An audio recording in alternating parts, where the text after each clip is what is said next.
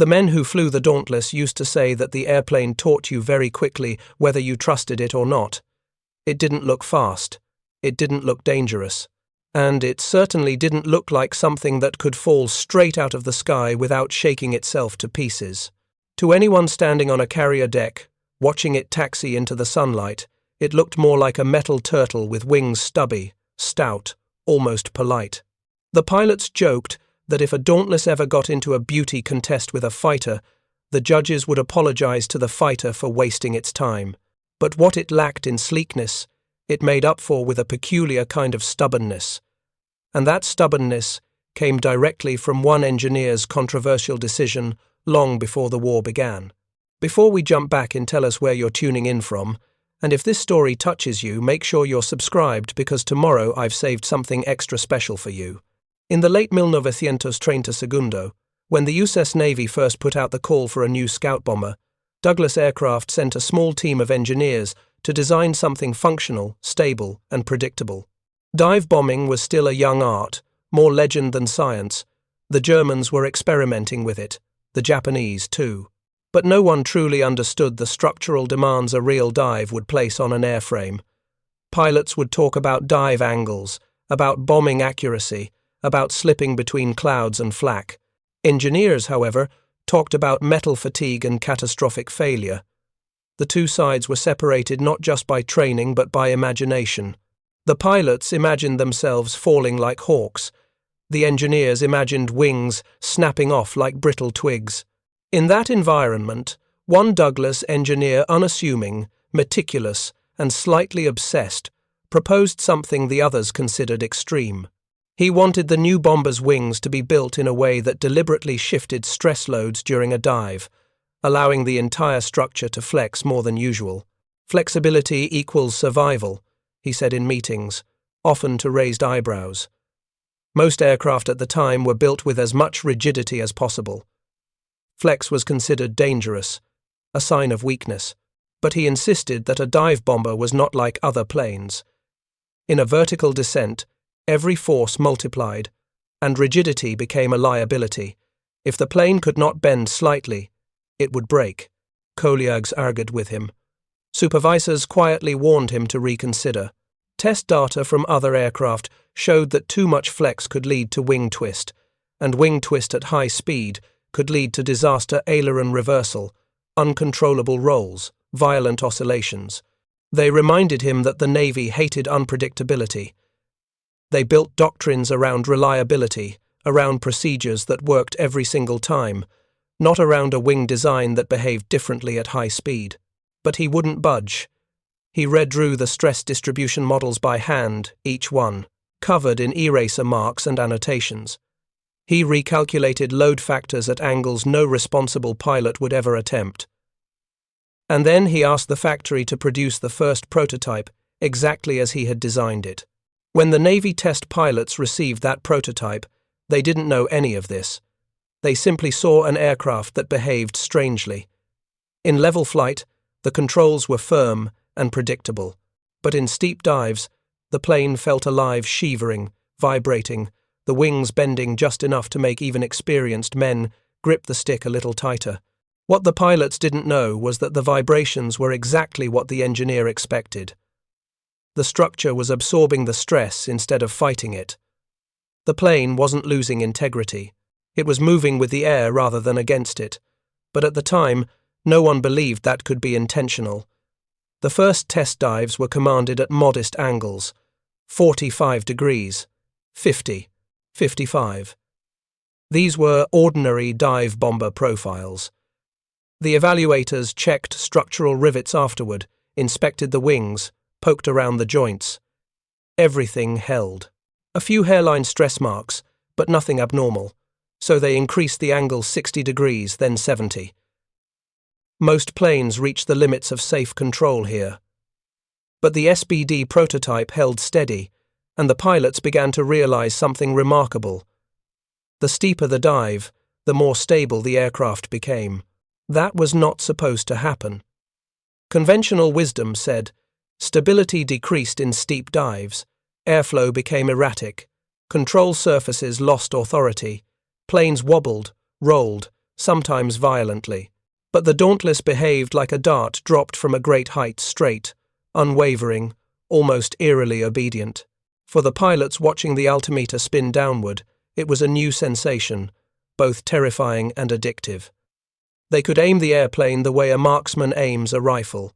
They could place a bomb within yards of a target. But not everyone was convinced. The Navy evaluators still distrusted the wing flex. They wanted rigidity. They wanted the numbers to align with what every other aircraft had taught them. They worried the prototype's structural quirks would cause problems over time. So they pushed the engineers to reinforce the wings. Add more metal, reduce flex, make the airframe more predictable. And then, everything nearly went wrong.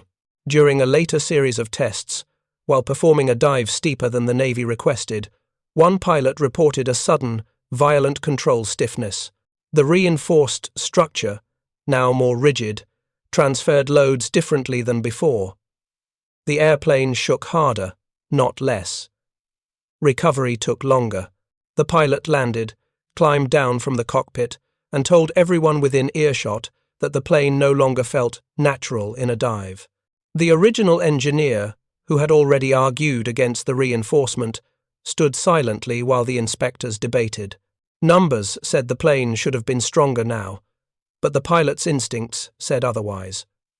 Eventually, the team reverted the wings back to the original flexible configuration, and just like that, the aircraft regained its strange, almost graceful dive behavior.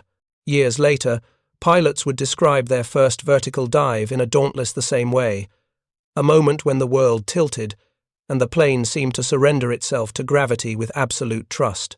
No shimmy that felt dangerous, no sudden yaw, no sense that the wings were fighting for their lives. It felt like falling through a long, smooth tunnel straight toward whatever target lay below. But that confidence did not come easily. Naval aviators were trained to fear steep dives. Stories circulated about wings snapping off under full power. Men whispered about crews who never pulled out in time. Bodies never found. The SBD challenged all of that. It didn't just hold together, it invited pilots to go steeper. 90 degrees wasn't a maneuver. It was a technique. During training, instructors would place rookies in the rear seat as observers during practice dives. The first time a new pilot watched the horizon vanish entirely, watched the ocean rush upward like a rising wall, watched the wings flex slightly under pressure, something fundamental changed in his understanding of flight. This wasn't aerobatics, this was controlled falling. This was trusting the airframe the way a sailor trusts rope and canvas in a storm. And you could only trust it because one engineer, long before any of them arrived, insisted the wings should bend when every convention said they should not. In the months before the war, the Dauntless approached full operational status with little fanfare. It was not fast. It was not glamorous. Carrier commanders liked its range. Ground crews liked how easy it was to service. Pilots liked its handling. But no one yet understood what the design truly meant for combat. No one had imagined a situation where a bomber would need to point its nose at a ship thousands of feet below, drop through tracer fire, and release a bomb at a moment when any error would mean instant death. And then came the Pacific. The early months of the war were chaos battles where the Dauntless was often outnumbered, outpaced, and expected merely to keep up. But during those flights, the pilots discovered something startling. Japanese fighters, so deadly in turning combat, had trouble following an SBD into a steep dive. Zeros were lightly built, optimized for maneuverability, not for high-speed vertical plunges. When they tried to follow the Dauntless past 60 or 70 degrees, their wings vibrated dangerously. Their controls stiffened. Pilots backed off instinctively. The SBD pilots learned quickly. If a zero latched onto your tail, you didn't outturn it. You didn't outclimb it. You simply rolled. The aircraft over and dove vertically. The enemy would peel away. Every time. And the men who flew the plane thanked whatever unknown designer at Douglas had insisted on building the thing wrong. The true test, however, was yet to come. By early 1942, intelligence reports identified Japanese carrier movements across the Pacific, the U.S. Navy prepared for a confrontation it was not sure it could win. In that tense period, commanders looked at their available aircraft and realized something profound. Only the Dauntless could deliver bombs with enough accuracy to cripple a moving carrier. Torpedo bombers were slow and vulnerable. Level bombers were nearly useless against maneuvering ships. Fighters could harass, but not sink. The only tool the Navy truly possessed, the one chance it had to strike a killing blow, was an aircraft originally built around an unorthodox wing structure few people had fully trusted. So the pilots practiced, dive after dive, hour after hour, until their bodies knew the sequence by heart. Canopy open, bombing flaps down, airspeed building, the tremble of air over the wings, the feeling of falling exactly where you intended to fall. They learned to listen to the aircraft, to sense the moment just before the dive brake engaged, to anticipate how the wings would bend under the pressure. Some pilots said the Dauntless spoke to you, not in words but in the language of vibration and pressure. If you understood its warnings, if you treated it correctly, it would do things no other airplane dared do. Preparing and narrating this story took us a lot of time, so if you are enjoying it, subscribe to our channel. It means a lot to us. Now back to the story. Many of the men who mastered that language would not survive the coming battles, but the aircraft they trusted would change the course of the war. And at the center of it all, forgotten in technical archives, overshadowed by heroics, was the peculiar, controversial decision that allowed an old, slow bomber to dive vertically without ripping itself apart.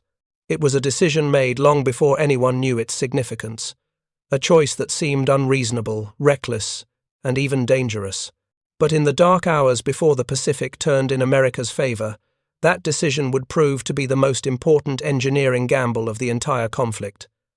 And the world was about to find out why. The pilots who trained on the Dauntless in the spring of 1942 like to say that you never really understood the airplane until the first time you committed yourself fully to a dive with a real target beneath you. Practice was one thing. Practice let you feel the mechanics, the rhythm, the altitude ticking downward. But nothing in training matched the moment you opened the brakes over a living, moving enemy ship.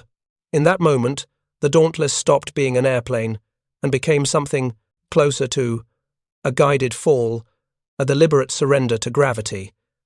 And if you had any hesitation at all, if you even briefly considered pulling up early, the dive would punish you without mercy.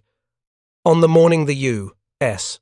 Navy carriers Enterprise, Yorktown, and Hornet launched their attack at Midway, the skies were streaked with smoke from burning American outposts. The Japanese strike had hit the island hard. Bomb craters pockmarked the runways. Fuel tanks were burning in thick, oily columns. The men aboard the American ships could see the smoke from miles away, a stark reminder of what awaited them if their attack failed.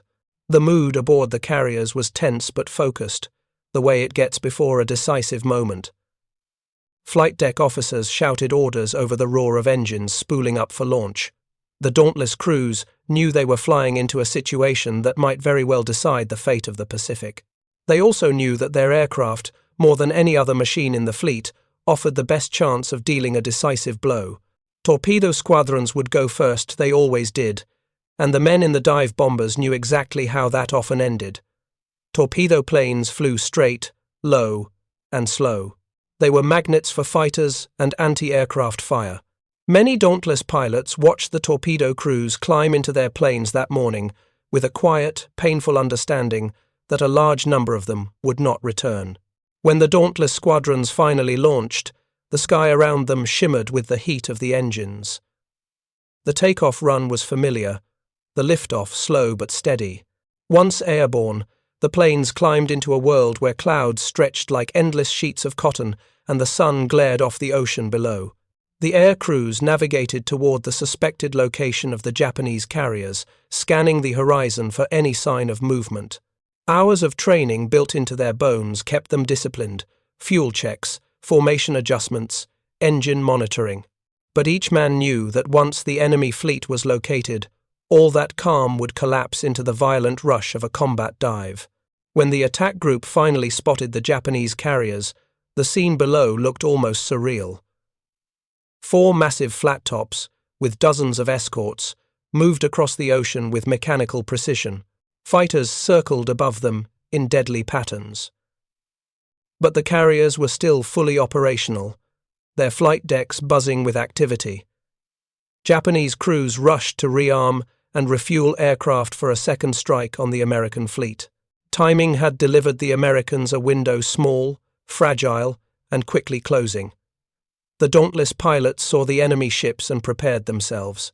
Each pilot knew exactly what would happen in the next few minutes. Once they began their dives, they would be exposed to the full fury of Japanese anti-aircraft guns. Tracers, black bursts, shrapnel, everything the ships could throw into the sky. But the steepness of the Dauntless dive meant something critical. They would only be visible and vulnerable for a short time.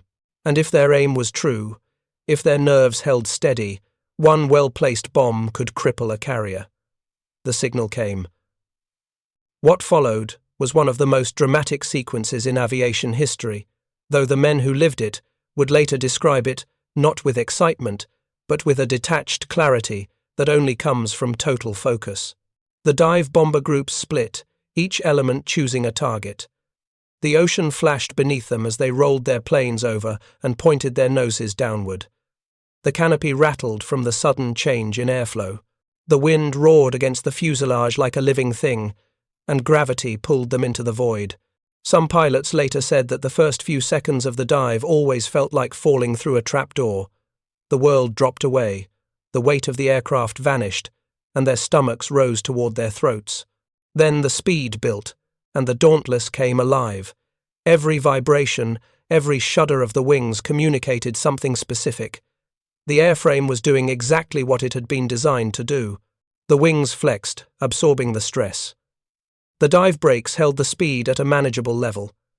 The nose stayed steady, pointed at the tiny speck of a ship hundreds of feet below. The Japanese defenders saw the dive bombers before they heard them. 1,000 feet up, the sky erupted in black blossoms of anti-aircraft fire. The bursts came in clusters, each one surrounded by shards of metal that hummed past the cockpits. Tracers streaked upward in rigid lines, trying to anticipate the bombers' paths. Yet the vertical dive of the Dauntless made them hard to track. The guns were designed for more conventional angles, more predictable flight paths. A plane falling straight down confounded their targeting systems. Still, the danger was real. One wrong movement, one piece of shrapnel in the wrong place, and the dive would end in fire. Pilots tightened their grip on the controls. They watched the target grow from a dot to a shape, first a rectangle, then a full carrier deck lined with aircraft. They could see men running across the deck, weapons firing, crew scrambling to load bombs onto planes that would never get the chance to take off. The Dauntless pilots lined up their attacks, counting down the seconds to release. Altimeter needles spun. The ocean rushed upward with frightening speed. At 1,000 feet, the target filled the entire forward view. At 800, they armed the bomb release. At 600, the ship seemed impossibly close. Then came the moment of decision. For some pilots, it felt like an instinct. For others, a calculation. But for every man, the window was only a second or two long. At the exact instant when the picture was perfect, they hit the release. The bomb dropped cleanly, vanishing downward with startling speed. And then, with every force of the air working against them, they pulled back on the stick. The G-forces hit like a hammer. Blood rushed from their heads. Vision narrowed. The Dauntless strained, its wings flexing under loads far beyond anything a conventional design could tolerate. But it held. Every time, it held. The pullout was violent, breath-stealing, and absolutely essential. When the plane leveled off, the pilots felt as if they had been slammed against an invisible wall. Yet behind them, seconds after they pulled away, the bombs they had released found their marks. Explosions covered the decks of the Japanese carriers. The first detonation tore through fuel lines and munition stores. Flames shot upward, rolling across the deck like liquid fire. A second strike carved a hole through the flight deck, sending shockwaves through the entire ship. Men on deck scrambled to control the damage, but the fires spread faster than they could respond. Aircraft loaded with bombs ignited, setting off chain reactions that turned steel into molten debris. Some looked back at the inferno and felt disbelief. They had done it, the thing that no one thought possible. Their slow, outdated bomber, the airplane many considered obsolete, had just delivered the most devastating blow the U.S. Navy had ever struck, and there was no mystery as to why the dive succeeded. The angle, the stability, the ability to hold together under forces that should have destroyed it. Every part of the attack hinged on the very feature people had once criticized: the flexible wing design that allowed the Dauntless to dive vertically. But the battle was far from finished. Hours later, when the Japanese tried to launch counterstrikes, they found themselves crippled. The fires on their carriers had destroyed planes, fuel, ammunition, everything necessary to launch a proper retaliation. And as American dive bombers prepared for a second wave of attacks, the surviving Japanese ships maneuvered desperately, trying to outrun the inevitable. The Dauntless pilots returned, exhausted but resolute, to finish the job. Again they formed up. Again they rolled into their dives. Again the sky exploded around them in a storm of flak. And again the Dauntless delivered. The remaining carriers were hit one by one. Fires consumed their decks. Machinery melted. Aircraft tumbled into the sea. By the end of the day, 4 Japanese carriers, the same ones that had attacked Pearl Harbor, lay burning or sinking beneath the waves.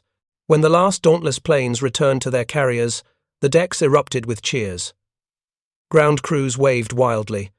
Officers saluted the pilots. But the air crews themselves were silent. Many were exhausted.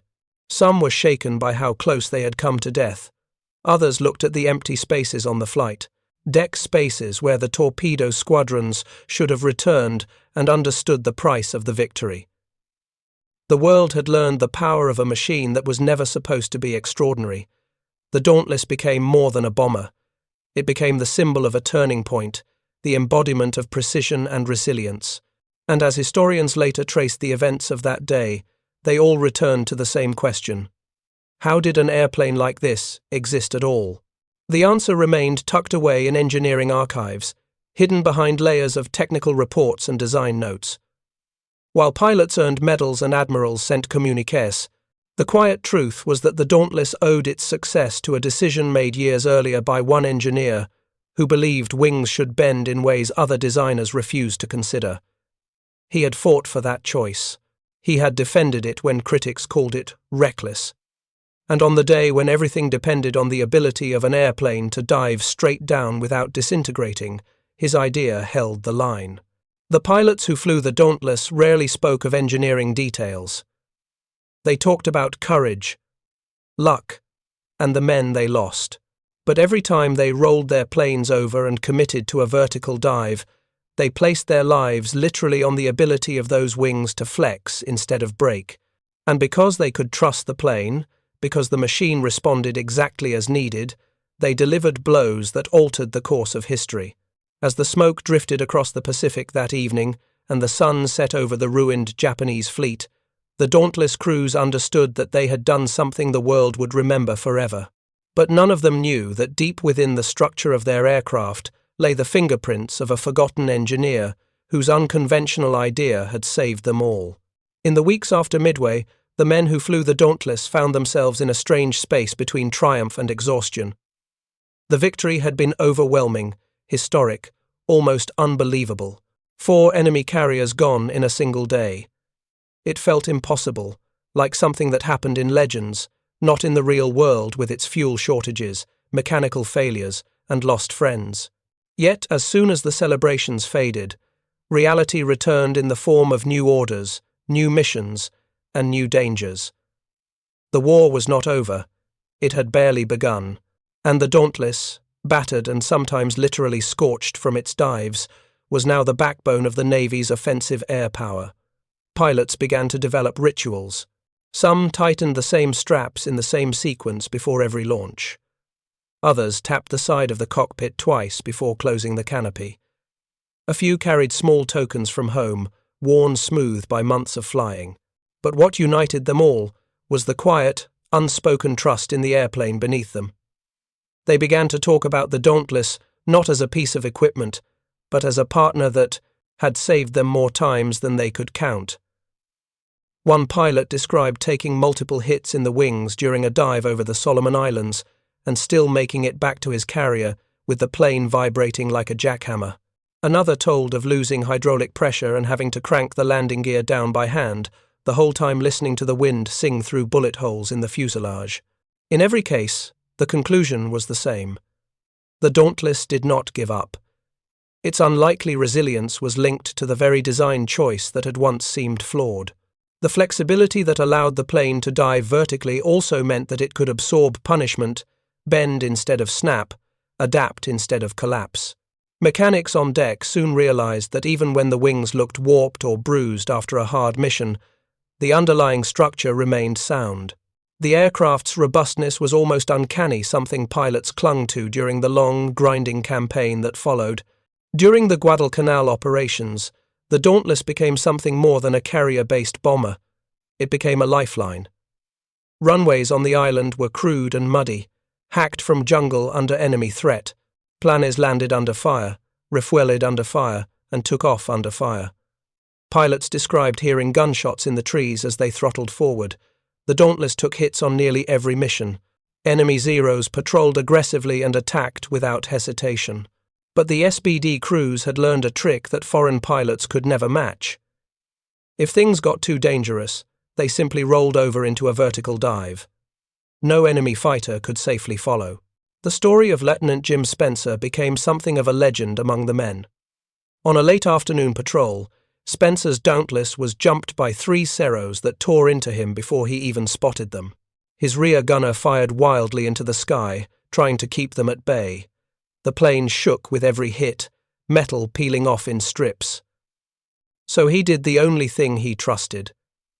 He flipped the aircraft into an almost 85-degree dive, as steep as he dared go without losing control.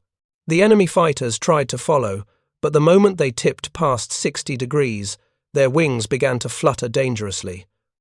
One peeled away, another managed to dive a bit deeper before backing off. The third stayed on him longest, but even that pilot was forced to break off before his plane tore itself apart. Spencer pulled out so low that he later said he could see individual ripples in the ocean surface. His Dauntless groaned under the strain, metal shrieking in protest. But it held. It always held. When he returned to base, mechanics counted more than 200 bullet holes in the aircraft. The tail looked as though it had been chewed by a giant metal beast. But the wings, those strange, flexible wings, were still attached, still intact, still ready for repair. Spencer's story spread through every squadron, reinforcing what pilots already believed. Yet even as crews grew more confident in the aircraft, the engineers back home at Douglas were locked in a different kind of struggle. Reports poured in about stresses far beyond what any pre-war test had anticipated. Dive angles that should have been impossible. Pullouts so violent that airframes should have fractured. And yet the planes continued to return, dented but not destroyed. The original engineer, the one who had fought so hard for the flexible wing design, read the reports with a kind of quiet satisfaction. He rarely spoke about his role, even to colleagues. But those close to him noticed a subtle shift in his demeanor whenever a squadron commander praised the Dauntless for surviving dives that would have obliterated other aircraft. There was a personal connection there, a silent acknowledgement that something he had insisted upon, something he had nearly lost his job over, was now validated by the harshest testing ground imaginable. Still, he worried. War pushed machines to their limits, and the Dauntless was being flown harder than even he had predicted. Each dive created microscopic stresses. Each hard pullout left invisible scars on the metal. The aircraft was durable, but it was not eternal. The Navy pushed for a replacement, a faster, more modern dive bomber. Douglas engineers worked on new prototypes as quickly as they could, but the truth remained. None of the new designs matched the peculiar balance of strength and flexibility that defined the SBD. The Dauntless flew in the Gilberts, the Marshalls, the Marianas, each campaign bringing new challenges. On some missions, the pilots descended through clouds, so thick they felt like cotton walls pressing against the wings. On others, they dove through storms of anti-aircraft fire, so dense it darkened the sky. One pilot described it as diving through a field of black stars bursting in slow motion. Yet mission after mission, the SBD performed. In 1943, a new group of pilots arrived fresh from training, wide-eyed and eager. The veterans taught them the unspoken rules: how to feel the aircraft's vibration patterns, how to interpret the tremors in the wings, when to trust the airframe, and when to adjust. They taught them that the Dauntless was a creature of habit, with quirks you learned through repetition rather than manuals. New pilots were told to listen to the aircraft, to sense the way it responded to the wind. It was almost poetic, men communicating with metal through pressure and motion. One especially vivid moment occurred during an early morning strike in the Central Pacific. The sun had barely risen when the Dauntless squadrons approached a Japanese convoy. The sky was painted with hues of orange and purple, the ocean reflecting the colors like molten glass. As the dive bombers positioned themselves, the entire formation seemed suspended between calm beauty and imminent violence. Pilots later recalled that the sunrise behind them created long shadows on the decks of the enemy ships. Japanese sailors looked up and saw the silhouettes of Dauntless bombers, dark shapes falling from the heavens like judgment. The rising sun cast halos around the planes, turning them into spectral figures cutting through the morning light. It was a sight so surreal that even veterans found themselves momentarily struck by the contrast. Serenity above, chaos below. In that moment, the flexible wings of the Dauntless once again absorbed the crushing force of the descent. The pilots released their bombs, pull-outs strained muscles and blurred vision, and another convoy burned. As the war stretched into its later years, the Dauntless began to show its age. New fighters and bombers entered service, sleeker and faster. Yet whenever a mission required precision, reliability, and the ability to deliver ordnance exactly where it needed to go, commanders still turned to the SBD. It was not the flashiest plane, nor the strongest, nor the quickest, but it was the one that would not betray its pilot. Even as late as 1944, long after newer designs had arrived, the Dauntless was still flying frontline missions. Rear gunners continued to man their twin machine guns, scanning the sky for distant specks of enemy fighters. Pilots continued to adjust their dive brakes with the same practiced motions, and mechanics continued to patch bullet holes and replace worn rivets, marveling each time at how much punishment one airplane could endure. By the time the Dauntless's operational service began to wind down, its reputation had grown to mythic proportions. New recruits heard the stories before they ever touched the aircraft, tales of impossible dives, miraculous escapes, and wings that bent like the bow of a ship in a storm, yet never surrendered. The engineer, who had insisted on that design, quietly retired after the war. His contributions were buried in technical documents and engineering notes. He had defended an idea others called reckless, and in doing so, he had shaped the fate of countless pilots. Years later, some of those pilots visited museums where restored Dauntless aircraft sat in quiet halls, preserved in meticulous detail. They would run their hands along the wings, feeling the smooth metal, knowing intimately what those surfaces had once endured. They would explain to their families how this plane, this unassuming machine, had carried them through the most terrifying moments of their lives.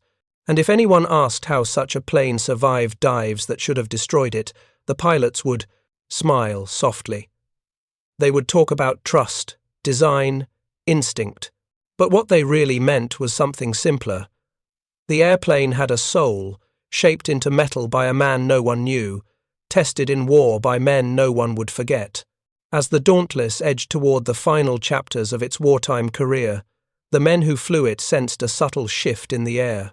New aircraft crowded the decks, sleek torpedo bombers with longer ranges, fighters bristling with power, and dive bombers built with all the lessons of earlier years applied in polished form. Yet every time one of those new machines taxied forward on the flight deck, pilots glanced back at the older SBDs sitting quietly in the rows behind. They had a weathered confidence about them, a steadiness that needed no boasting. The mechanics noticed it too. Even when parts grew harder to find, and the supply ships brought fewer crates labelled for the SBD, the old planes kept flying. They were becoming veterans themselves, airframes that carried the scars of dozens of missions, rivets replaced by hand, panels hammered smooth, control surfaces patched with fresh fabric. Each plane had its own personality that only the ground crews truly understood. Some preferred gentle throttle changes. Some needed extra warm-up time. Others ran perfectly until one specific altitude, at which point they developed a faint rattle that never got worse and never went away. The pilots trusted these quirks. They spoke about their planes the way men talked about reliable old friends. There was a kind of romance in it, though none of them would have admitted it aloud. By early 1945, the Pacific War had changed drastically. The Japanese Navy was a shadow of its former strength, carriers lost, pilots inexperienced, fuel scarce. But the danger persisted in new forms. Kamikaze attacks, desperate last stands, fierce anti-aircraft fire. A few were too advanced, too finely tuned, lacking the rugged simplicity that the Dauntless embodied. And so, once again, the SBD found itself flying missions. It was never meant to fly long-range searches, close air support for landing Marines, reconnaissance over islands marked only by smoke and scattered debris. The Dauntless needed only fuel and a pilot with steady nerves. One late-morning mission over the Philippines showed just how important that reliability was. A pair of Dauntless bombers were sent to locate a concealed artillery position harassing the landing zone. Clouds towered over the mountains, thick and wet, the kind that distorted sound and swallowed aircraft whole. The lead pilot, Lieutenant Emery, eased his plane through the shifting grey, watching droplets streak across the canopy. His wingman followed close, barely visible. Then came the sound, dull thumps echoing through the airframe. Anti-aircraft. Bursts. The enemy had been expecting them. The explosions lit the clouds like flashes of lightning. When they broke free of the cloud layer, the artillery sight appeared below, guns camouflaged with brush, smoke drifting from recent salvos. Emery rolled the plane into a dive without hesitation. The air thickened around him. He could almost feel the invisible hands of gravity gripping the wings, trying to drag the plane faster than physics allowed. The dive brakes shuddered as they deployed. Tracers stitched upward from the ground like glowing needles. But deep inside the airframe, the old flexibility took over. The wings bent not dangerously, not destructively, but willingly, as if the aircraft knew exactly what it needed to do. When Emery released his bomb, it fell true, hitting the center of the position. His wingman followed, delivering another perfect strike. They pulled out low, trees rushing past in a blur. Emery felt the Dauntless groan under the strain, but he knew the sound well. It was the voice of a machine pushing itself but never breaking. When they returned to base, the ground crew counted flak punctures in the fuselage and wings. Some were clean holes, others had blown metal outward like flower petals. A mechanic ran a hand along the bent trailing edge of a dive brake and laughed under his breath. But the Dauntless was already cooling in the sun, ready to fly again after a few hours of careful work. Word of the mission spread through the squadron. The younger pilots listened with wide eyes, not surprised but impressed. Stories like Emery's were becoming rare with newer aircraft, but with the Dauntless they had never stopped. By this time in the war, squadrons were receiving rotation orders, and many experienced pilots were slated to go home. Some welcomed the news with relief. Others felt a strange sadness. Leaving the ship, the squadron, the routine of pre-flight checks and missions, it meant stepping out of the only life they had known for years. One evening, as the sun dipped toward the horizon, a few pilots gathered on the flight deck, watching the water turn golden. An SBD sat nearby, tied down, its worn paint catching the last light. Lieutenant Spencer, the same pilot who once escaped 3 zeros by diving almost vertically, rested a hand on its wingtip. He had flown the same aircraft for 6 months, long enough to know every nuance of how it handled. "When I go home," he said quietly to the others, "I think I'll miss this more than I should." His friends nodded. No one laughed. They understood. The war was approaching its end, though none of them knew the exact shape it would take. They only knew that soon, very soon, these planes would be retired, replaced, or stored in hangars far from the ocean where they had earned their legacy. A few would survive into the post-war years as trainers or museum pieces, but most would be scrapped. It was a fate that felt almost unfair to the men who knew what the Dauntless had done. On the day Spencer finally received orders to leave the carrier, he walked the deck one last time. He paused beside his Dauntless, running his fingers along the patched skin of the fuselage. The metal was cool beneath his hand, smooth in some places, uneven in others where repairs had been made. He didn't speak. There was nothing to say. Instead, he simply breathed in the familiar scent of oil and salt, imprinting it in his memory. A young pilot would take the plane next. But Spencer felt a deep certainty that the aircraft would continue to protect whoever flew it. The Dauntless had been built by engineers who argued over theories and calculations, but it had been proven by the men who dove through storms of steel. In the end, it wasn't just a machine. It was a companion, a shield, and sometimes a miracle. And as the carrier steamed onward into the vast Pacific, the SBD sat ready on the deck, quiet, enduring, unbroken, waiting for the next moment when its wings would bend once more and carry another pilot safely home. Up next, you've got 2 more standout stories right on your screen.